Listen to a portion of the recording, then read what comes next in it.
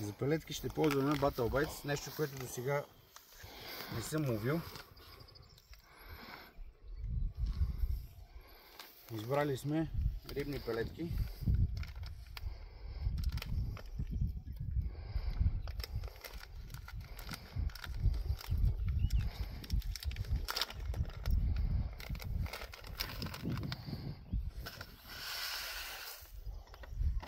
Тези са за цвят. Много ми харесват такива цвети.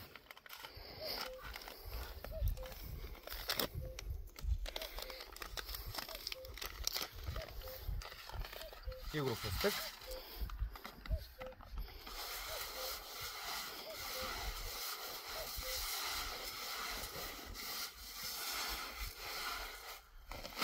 И обикновена рибна палетка, който пакет може би ще стигне поне за няколко риболова.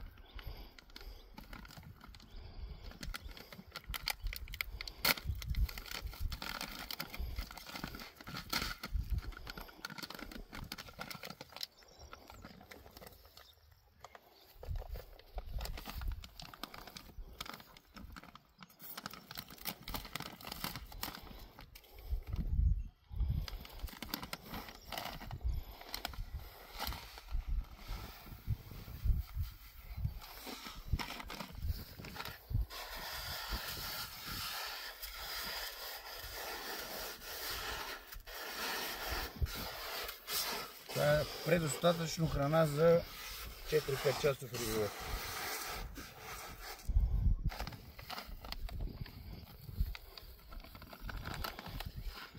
Увлажняването ще го направим с пулверизаторче, защото за първи път ги ползвам пелетките и не мога да преценя колко вода ще искат да изпият.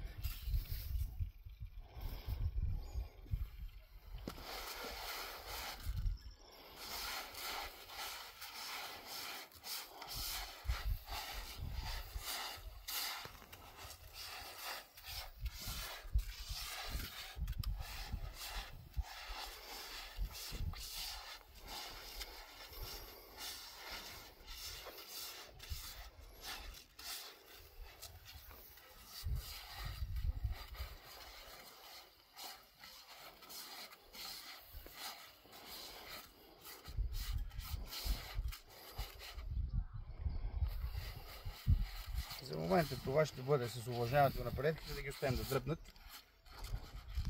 и след малко ще се върнем отново.